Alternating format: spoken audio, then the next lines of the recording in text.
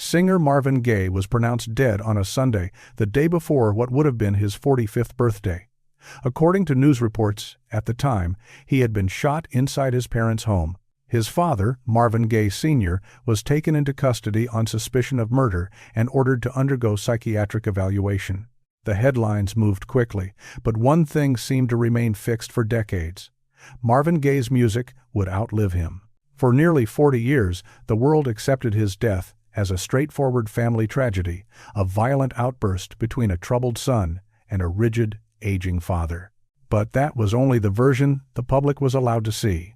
Because somewhere in an old police archive, buried under 4 decades of dust and silence, there was said to be a testimony from Marvin's father that almost no one ever heard in full.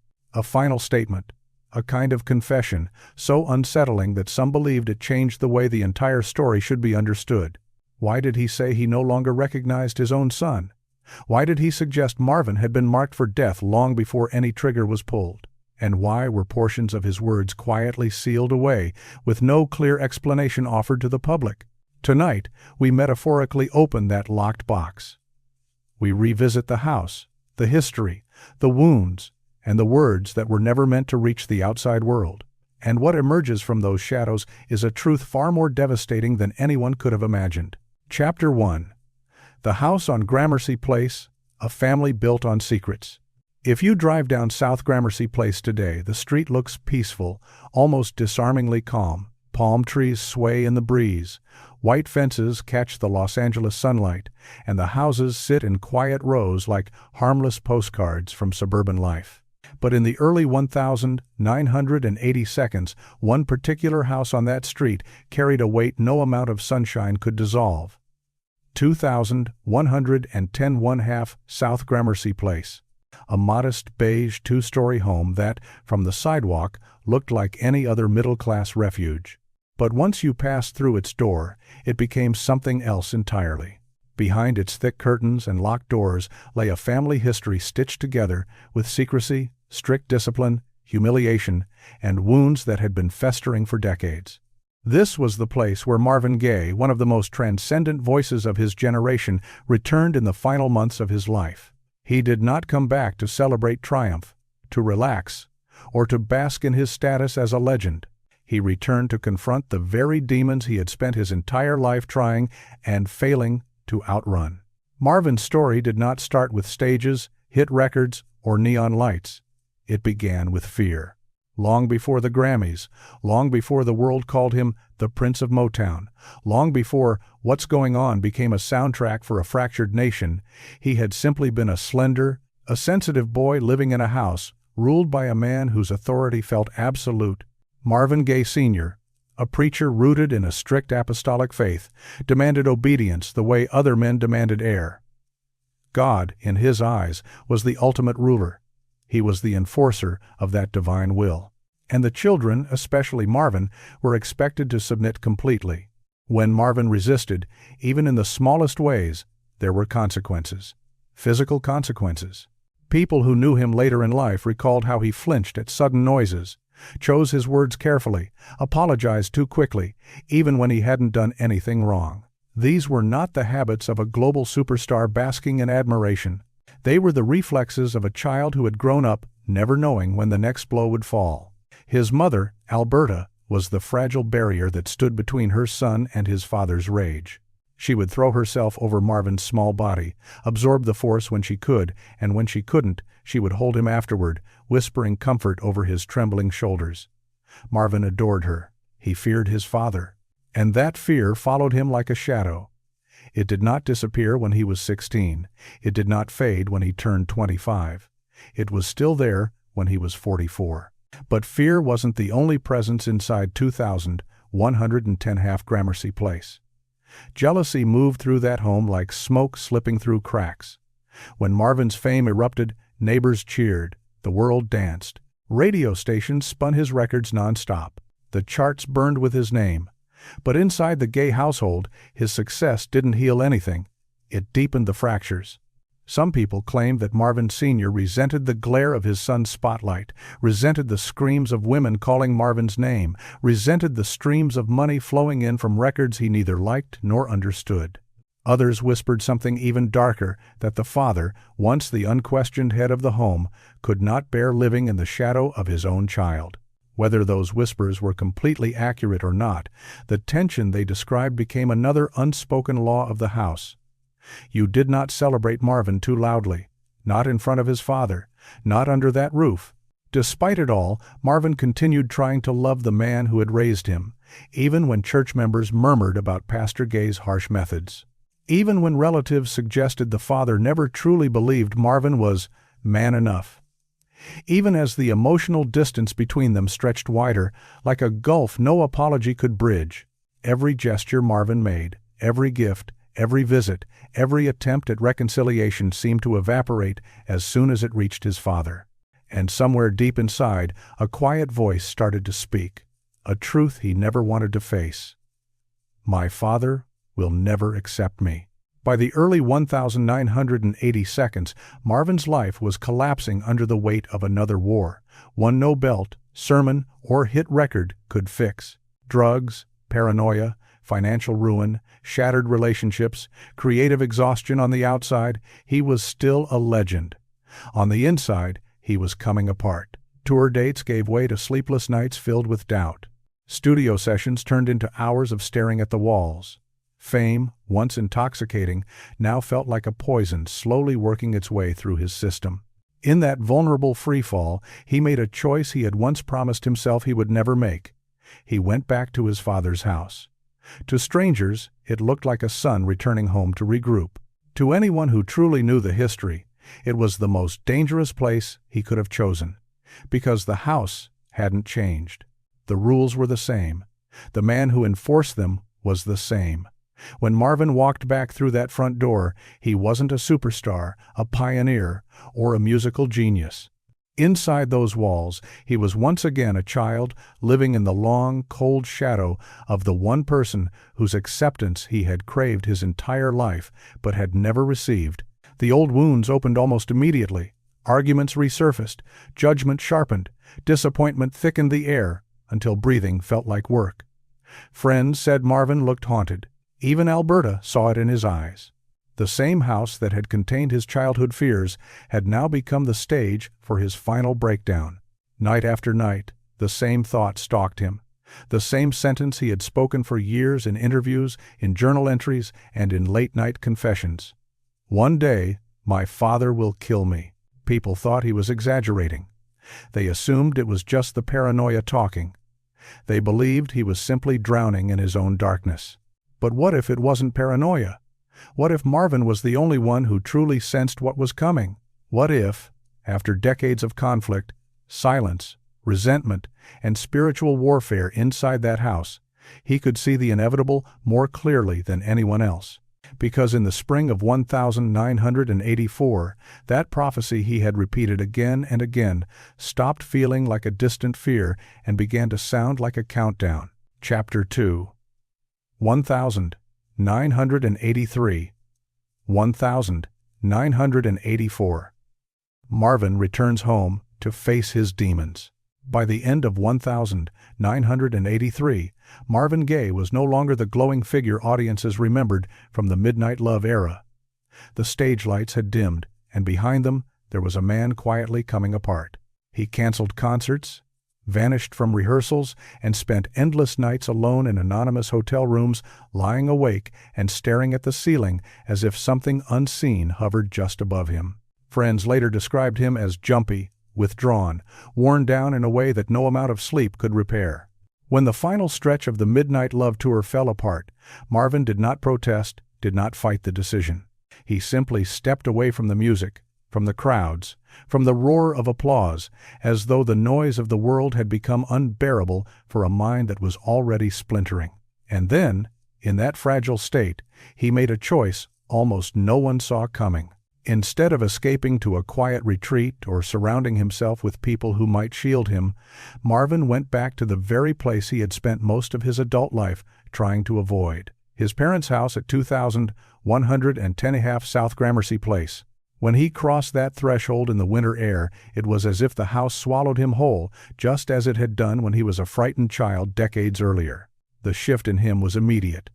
The hands that had once held microphones with effortless poise now trembled when he lifted something as light as a glass of water. His shoulders stayed tight, as though bracing for impact. His eyes darted around rooms, restless and unsettled. At night, the smallest sounds, the creak of a floorboard in the hallway, the rumble of a car rolling past outside, sent jolts through his body. He began scanning every window, double-checking the locks, pulling curtains closed, even in the middle of the day. He unplugged clocks because, he said, their ticking was too loud, too sharp. There were times when he would stop in the middle of a sentence, his voice trailing off as he turned to stare into an empty corner, silent, like he was listening to something no one else could hear. Inside that house, the nights stretched longer than the days. Marvin barely slept. He paced the floor. He muttered under his breath. Sometimes he sat upright in bed until dawn, clutching a pillow to his chest, terrified of what might happen if he let himself drift off. On the worst nights, he cried. Not with the sobs of a man breaking down in public, but with the quiet, strangled tears of someone who no longer recognized the world or himself. Alberta would sit beside him on the edge of the mattress, her hand moving slowly over his back, the same gesture she had used when he was 10 years old, hiding from the sound of his father's footsteps in the hallway. Again and again Marvin told her, "I feel like someone is watching me." He never said who. He never explained why. He only insisted the sensation stayed with him, a constant presence in the room, in the house, in his mind. And beneath that storm of paranoia and exhaustion, another tension was building. His father, Marvin Gaye Sr., was still the same rigid, sharp-tongued patriarch who had ruled that address for decades. Even in old age, his presence filled the space like heavy furniture that no one dared to move. He had never truly approved of Marvin's career, the sensual lyrics, the love songs, the image of a sex symbol, the kind of fame that came with temptation and excess. The fortune that surged in and out of Marvin's life like a tide made little sense to him. And now, seeing his son return home broken, paranoid, in debt, and emotionally shattered, he did not view it as a man in agony. He saw a man who had fallen short. The tension between them thickened almost at once. No shouting was needed to feel it. It seeped into the house like humidity into the silence at breakfast, into the way Marvin avoided his father's gaze at dinner, into every clipped answer and stiff exchange in the hallway. The rooms felt smaller, as if the walls themselves had grown closer. Marvin tried to stay clear of his father, but the house was too compact, and the older man's voice carried like an alarm. Sooner or later, their paths crossed, and sometimes the conflict surfaced where no one could ignore it. One afternoon, Alberta walked into the hallway and found them in the middle of a heated argument. Marvin was shaking, his father's face flushed with anger, the air so charged it felt like the entire house had stopped breathing. Alberta stepped between them, her hands raised, trying to diffuse the moment. The argument eventually died down, but the look she saw in Marvin's eyes did not fade. It was the look of a man cornered, a man shrinking back into a childhood he had never really escaped. As winter bled into early 1984, Marvin's condition worsened. He began sleeping with a gun hidden under his pillow, his hand tapping the mattress to make sure the weapon was still there before he tried to close his eyes. He refused to let anyone open his bedroom door without warning and locked it from the inside whether he was asleep or wide awake. One evening, Alberta stepped into his room and found him sitting on the floor. His knees were tucked up to his chest, his head bowed, his lips moving in a frantic whisper. "Don't let them get me. Don't let them get me." She dropped down beside him, reaching out, but he recoiled, startled by even her gentle touch. The house absorbed everything, every whispered plea, every shouted word, every muffled crash hitting the floor. Neighbors later said they heard strange sounds late at night. Footsteps racing down the hallway at 3 a.m, the distant thud of something falling, fragments of arguments carried through the walls. By daylight, Marvin drifted through the rooms, with his head bowed, hands clasped together as if he were silently praying his way across a battlefield. And yet, he still tried to keep a grip on himself, on some version of normal. He dusted the living room. He helped his mother with bags of groceries. He apologized constantly for taking up space, for disturbing her, for things that didn't even require an apology. "I'm trying, Mom," he told her one afternoon. "I just want everything to be right again." But the harder he fought to steady himself, the more he seemed to slip away. That house was not a refuge. It was a mirror reflecting his deepest fears back at him. Every hour spent under the same roof as his father felt like an invisible rope tightening around his neck, a noose only he could feel. People close to him said he moved as though he were trapped in slow motion, each day dragging him deeper into a strange space where past and present blurred together, the terrified boy and the exhausted man existing in one fragile body.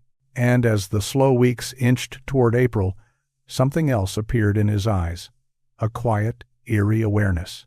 The unsettling calm of someone who could sense a tragedy approaching long before anyone else even realized it was near. For years, Marvin had repeated one chilling prediction, sometimes with a nervous laugh, sometimes with a tremor in his voice, sometimes with deadly seriousness. "My father will kill me one day." Most people brushed it off. They said he was being dramatic. They assumed it was just another symptom of his darkening thoughts. But inside that house on Gramercy Place, those words no longer sounded like exaggeration. They felt like a script unfolding, a warning turning into a timetable. And as March slipped into the final days before April 1st, the walls of that modest beige home seemed to close in tighter around him, each argument sharper, each silence heavier, each night more unbearable than the one before. Marvin was slipping, his father was simmering, his mother lived in quiet terror, and that house, standing so calmly on a Los Angeles street, felt once again as if it were holding its breath, waiting for the instant when decades of fear, resentment, love, anger, guilt, and unspoken pain would finally collide in the most devastating way imaginable. Chapter 3. The final 48 hours. What really happened? The last 48 hours of Marvin Gaye's life unfolded inside a house already pushed beyond its emotional limit, a home where decades of silence, discipline, and unspoken wounds hung in the air like dust in a beam of light. On March 30th, 1984, the pressure that had been simmering for months finally began to crack open.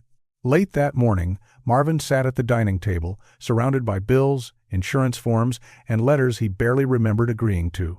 Papers were spread out in front of him like a scattered map of a life he no longer controlled. Then he heard it, the familiar, steady thump of his father's footsteps entering the room. His shoulders tensed before the older man even spoke. Their eyes met, and something cold settled over the space between them. Without any polite prelude, Marvin accused his father of hiding financial documents from him.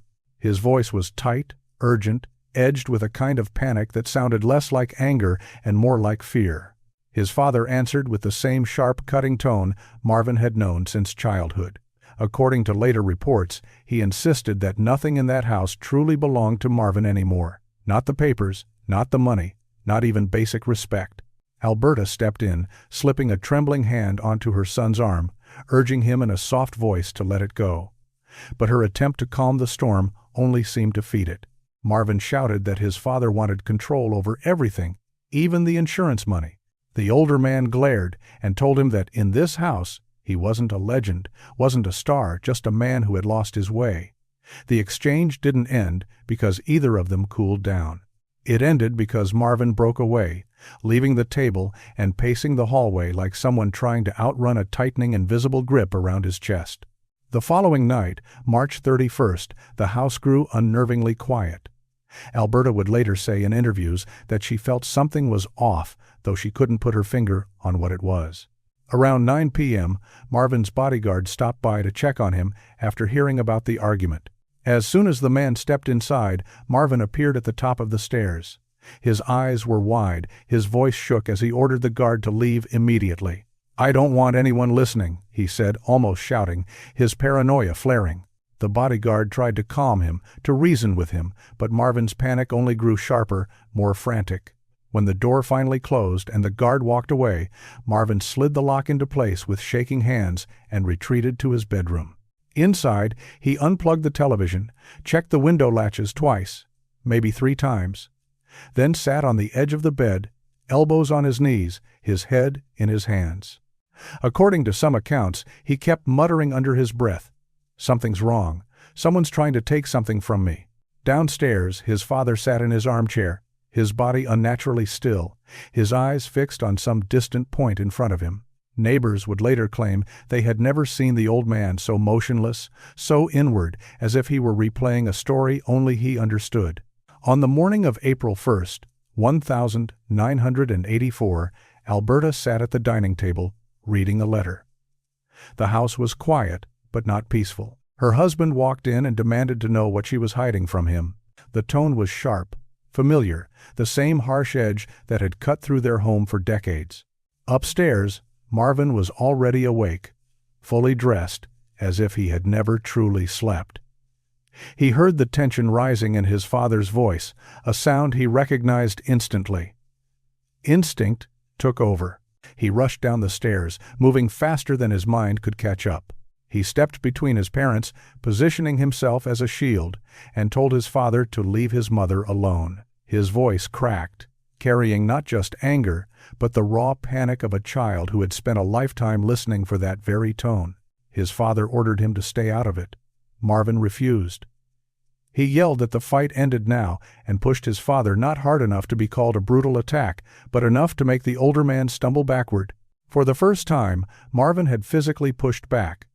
The shock of that moment sank into the room, filling it with a silence more dangerous than any shouting match.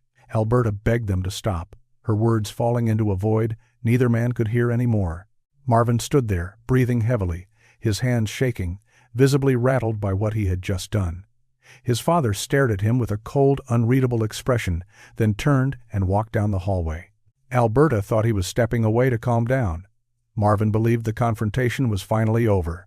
But the older man walked into his bedroom, opened a drawer, and took out the Smith & Wesson .38 revolver. The very gun Marvin had once bought for him as a misguided gesture of peace and protection. He gripped it in both hands and walked back toward Marvin's room. In the doorway, he paused. Inside, Alberta was still trying to soothe her son, still trying to pull him back from the edge. At approximately 12:38 p.m., the first shot tore through the quiet. Marvin barely had time to react. The bullet struck him in the chest, piercing his heart and knocking him backward onto the bed frame. Alberta screamed and lunged toward him. Witnesses later said her cries were so sharp that people nearby swore they heard them through the walls. Marvin's hand flew to his chest. His eyes were wide with shock, confusion, and an almost childlike disbelief. His father stepped closer, his face reportedly blank, emotionless. He raised the gun again and fired a second time. The next bullet ripped into Marvin's shoulder, spinning his body sideways and dropping him to the floor. Alberta fell to her knees, cradling his head, whispering, "Hold on, baby. Please, hold on." Her words spilling out through tears as his breath grew shallow and uneven, slipping away from her one fragile exhale at a time. Emergency responders arrived within minutes, but inside the house everything felt frozen, as if the tragedy had drained the life right out of the walls. Paramedics lifted Marvin's limp body onto a stretcher, blood soaking through the sheet that covered him. Alberta followed them out the side door, her body shaking, her face streaked with tears. On the porch, Marvin's father sat with his hands folded, strangely calm, almost detached, as though he had stepped out of his own actions and was now only watching the aftermath. According to some accounts, one paramedic quietly told another that he doubted Marvin would survive the trip. He was right. Marvin Gaye was pronounced dead shortly after arriving at California Hospital one day before his 45th birthday. Sitting in the back of the patrol car, Marvin's father reportedly told officers, "I didn't mean to shoot him, but something had to stop." Some officers later said his voice sounded flat, drained of emotion. Others believed he looked almost relieved, as if a weight he had carried for years had finally slid off his shoulders. The official documentation described the shooting as a domestic argument that turned deadly, but anyone looking deeper could see it was far more than that. It was the final collision of two lives, entangled by love and fear, faith and resentment, addiction and trauma, a father and son bound together by history and an impossible hope that somehow, someday, that house might become a place of healing instead of hurt. In the end, everything ended in less than 10 seconds. 10 seconds that silenced one of the greatest voices in American music and left behind a question that still hangs in the air 4 decades later. Was that Sunday afternoon a sudden explosion or the final eruption of a lifetime of pain that had been building from the very start? Chapter 4. The Lost Testimony. What the father said and what he didn't. The interview room at the LAPD station was small, windowless, and chilled just enough that Marvin Gaye Sr. kept rubbing his palms together for warmth. The air carried the faint scent of paperwork and disinfectant, the kind of sterile smell that clings to places where lives are dismantled on tape and in ink. It was the sort of room designed to make the truth feel too heavy to keep inside. Officers escorted him in carefully, almost gingerly, as if they weren't entirely sure which version of him they were confronting. The grieving father, the man who had pulled the trigger, the confused elderly suspect, or something far more complicated. When he sat down, the chair beneath him creaked. He looked smaller than he had appeared hours earlier on the front porch, smaller even than the stern, imposing figure neighbors had known for years. On the metal table, a cassette recorder clicked to life. A red light blinked. A pen tapped softly against the tabletop, keeping time with the quiet buzz of the fluorescent light above. Then came the first question. "Mr. Gaye, tell us what happened." His voice, when it finally emerged, was soft and thin, almost weightless. "I didn't want to kill him," he said. "I was afraid he'd beat me to death." That single line would later appear in newspapers, echo on television, and be repeated in magazine articles. It fit perfectly into the narrative. The public was given a domestic argument gone too far. An aging father pushed past his limit. A moment of fear turned lethal. It was simple, easy to repeat, easy to understand. But the instant those words slipped out, something in his expression seemed to change. His eyes drifted away from the officers and settled on a spot on the wall, as though he were staring straight through the cinder block, past the room, back through the decades that had brought him there. The officer asked him to continue. What followed, according to later accounts of the interview, never made it into the polished public summaries. It was not quoted widely in the press, not played on television specials, not highlighted in anniversary retrospectives. Instead, it existed only on a handful of neglected pages in a file that some people believed had been edited before it ever saw daylight. A file that, for years, was said to contain only fragments instead of a full confession. In a voice barely louder than the low hum of the recorder, he reportedly said, "I didn't recognize him anymore." The officer leaned in. "What do you mean?" "He wasn't my boy," the father whispered. "Not the boy I raised, not the boy I fed, dressed, took to church." He swallowed, struggling over the words. That one was an angel. This one was something else. He paused for a long stretch of silence, his chest rising and falling in slow, deliberate breaths, like each memory had to be pulled from somewhere deep and painful. "It was like something had taken hold of him," he continued. "Like he wasn't himself." To the officers in that small room, it may have sounded like the scattered thoughts of an old man under immense strain. But had those lines been made public at the time, they would likely have opened the door to darker speculation about possession, about addiction, about mental breakdown, about the darkness relatives said they had noticed creeping over Marvin in those final months. Instead, almost no one outside that room heard those words. They remained tucked inside the official transcript, with portions reportedly sealed or redacted, their full context withheld from the public narrative. When the officers asked if he felt remorse, his face twisted not into tears, but into a strange mix of guilt, defensiveness, and something that looked uncomfortably close to anger. "I didn't want him to suffer anymore," he said slowly. "He was suffering. You understand that, don't you?" One officer later claimed, off the record, that the tone didn't sound like a broken man begging forgiveness. It sounded, disturbingly, like someone who felt a grim kind of relief. In front of the cameras at the arraignment, he appeared fragile and bent, a man barely able to stand under the weight of what he had done. But in that interview room, only hours after the shooting, something in him seemed to have loosened. His shoulders had settled. His breathing had leveled out. He did not dwell on why he closed the distance between himself and his son instead of walking away. He did not explain the second shot, why he aimed again, higher, closer. He didn't deny stepping closer. He didn't deny pulling the trigger twice. He simply framed it as an end to pain, his pain, Marvin's pain, the family's pain, without ever fully acknowledging what that end really meant. According to some internal notes, there was a moment when he asked the officers almost timidly, "If I told you I'm glad he isn't hurting anymore, would you believe me?" The question reportedly stunned the room. One officer looked up sharply.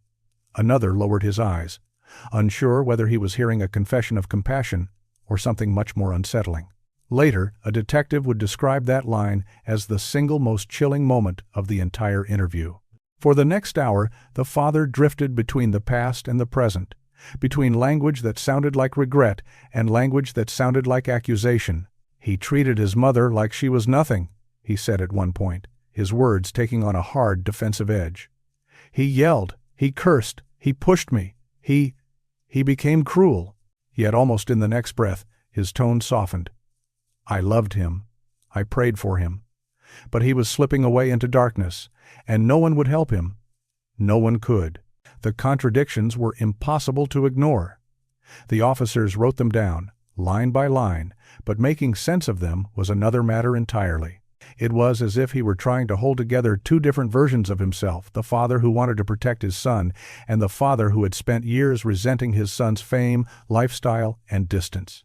More than once, he circled back to Marvin's success. "He had everything," he muttered. "Everything I never had." People adored him more than God. The bitterness in that admission, according to those who later heard the tape, was unmistakable. As the hours wore on, he began speaking about the past in ways no newspaper ever fully captured. He acknowledged feeling overshadowed by his children, especially Marvin. He admitted that his role as head of the household felt eroded, chipped away by fame, money, and changing loyalties. "He took my family away from me," he murmured. "He took my home. He took my place." Whether he meant emotionally, spiritually, or literally was unclear, perhaps even to him. When the officers pressed him again on what he meant by saying something had taken hold of Marvin, he shut down. He shook his head and replied, "There are things you don't understand, things I'm not going to say." His eyes went distant and cold, the gaze of a man who had reached the boundary of what he was willing or able to reveal. It was as if he had walked right up to the edge of a deeper truth, and then backed away, leaving only shadows behind. When the interview finally ended, the recorder clicked off. The red light went dark. For several minutes he sat in silence, staring at his hands.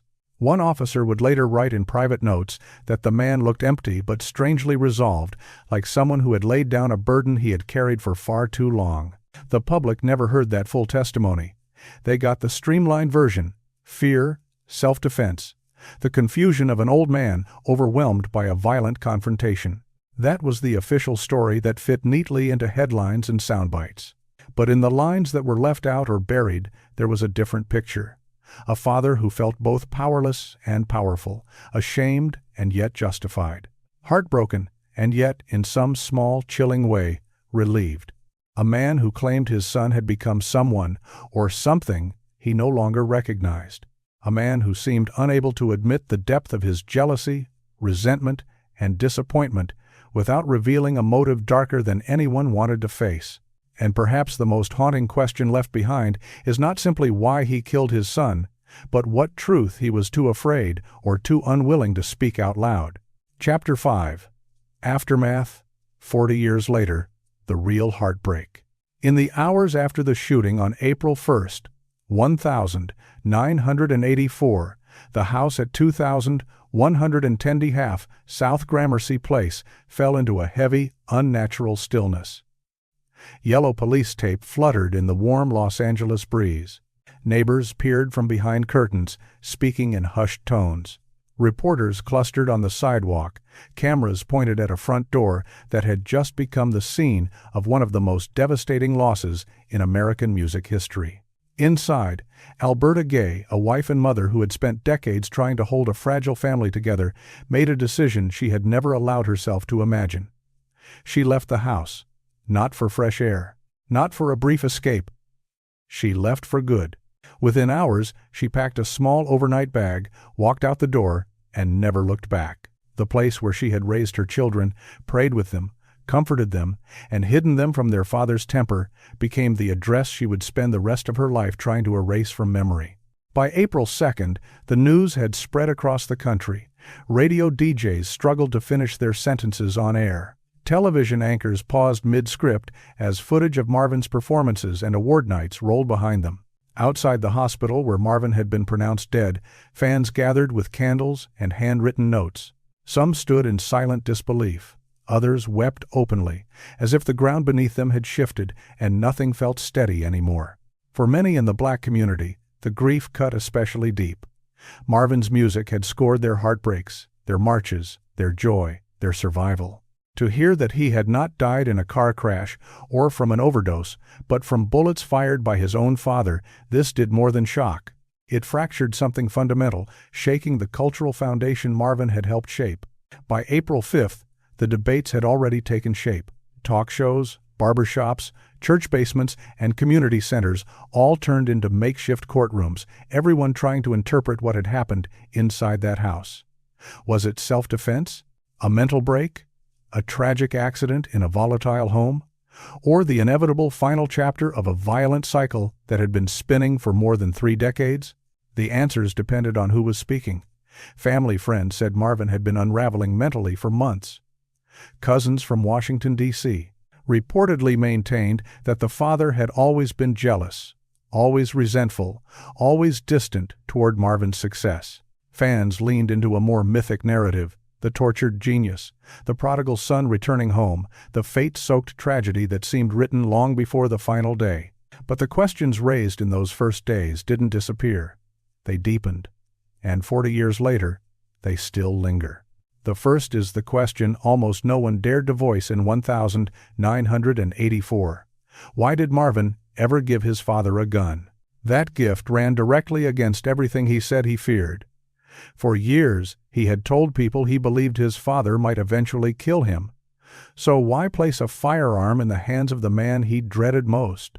Some suggested it was a peace offering, a strained gesture from a son desperate for reconciliation, trying to extend trust where none had truly existed. Others believed it was driven by guilt, a way of saying, "I still care," after years of fast living, broken relationships, squandered money, and self-destruction. And then there were those who saw something darker at work. They believed Marvin, sinking under paranoia and despair, may have unconsciously set the stage for the very nightmare he had predicted, a tragic, self-fulfilling prophecy born from years of fear and unresolved trauma. The truth, tangled in memory, psychology, and silence, remains beyond full reach. The second question comes from what was recorded in police files, court documents, and medical reports. Why did Marvin Sr. show so few signs of mental instability before the shooting? Despite his age, despite the argument, despite the enormity of what he had done, doctors reportedly found no clear evidence of psychosis, no diagnosis of dementia, no breakdown severe enough to erase responsibility. He appeared calm, coherent, aware of his actions. A father who had just fired 2 shots at his own son did not fit the profile of a man lost in confusion. Instead, he looked, at least on paper, like someone who had completed an unbearable task with chilling steadiness. To many who read those evaluations later, that calm suggested that April 1st was not a sudden snap, but a release of violent exhale after years of buried resentment. The third question has echoed through documentaries, biographies, and scattered interviews. Why did the father seem almost relieved afterward? To the officers, he said, "I was afraid he'd hurt me." But according to some, his tone carried something more complicated than fear, an uneasy blend of shame and liberation.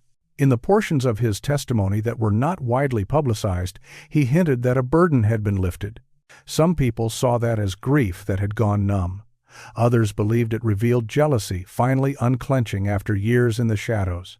And some, particularly those who knew how long Marvin's fame had overshadowed the family, believed that Marvin Sr. had always struggled with the way the world adored his son, elevating him to a place a father's authority could never reach.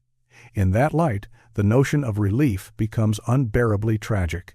Yet perhaps the most painful part of the aftermath was not what was said, but what remained unspoken. In the weeks following the funeral, critics dissected Marvin's artistry.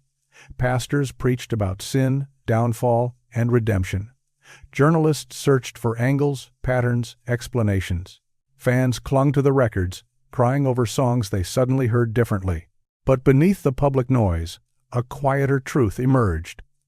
Marvin's death did not begin the week he died. It began the first time he was beaten as a child. It began in hallways where fear replaced bedtime prayers. It began in the unspoken vow Alberta made to protect her children at any cost. It began in the simmering, invisible war between father and son. A war waged not only with raised voices or slaps, but with shame, rigid expectations, emotional wounds, and a constant battle over power and worth. Seen from that angle, April 1st was not the opening of a tragedy, but the end of one that had been writing itself for years. By the time the 1,980 seconds arrived, Marvin's life was already frayed: addiction, paranoia, romantic collapse, exhaustion. But those were only branches. The root system reached straight back into his childhood, into every humiliation, every sermon delivered like a verdict, every cold stare, every night he lay awake listening for footsteps in the hallway. Each of those moments was a stitch in a dark tapestry that finally tore open that Sunday afternoon. The heartbreak, 40 years later, is realizing that Marvin returned to the place he believed would finally protect him, the home of his mother, and instead stepped directly into the one environment that had always been his deepest source of fear. Today, more than 4 decades after the final shot, the truth remains fractured. Testimonies clash. Official reports leave out crucial moments.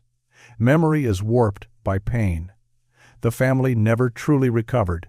Alberta lived the rest of her life away from the house, haunted by the scene she could not forget. Some relatives still refuse to speak openly about certain details, and even in its fuller form, the father's testimony leaves cavernous gaps, confessions overshadowed by evasions, honesty dulled by shame, explanations twisted up with bitterness. 40 years on, the same questions still circle like vultures. Was Marvin's death the result of a single catastrophic argument? Or was it the inevitable outcome of a life pushed past its breaking point? Was it self-defense, despair, or a final act of control by a father who had always relied on fear to maintain power? Maybe the most devastating truth is simpler than any theory. A musical genius went back to the only place he thought might save him, his childhood home, and died in the one space he had always been taught to fear. And so we are left with a question that refuses to fade, long after the music stops and the headlines disappear. Was Marvin Gaye's death a tragic accident, or the final chapter of a life that had been breaking from its very first pages? Share your thoughts in the comments, and don't forget to subscribe.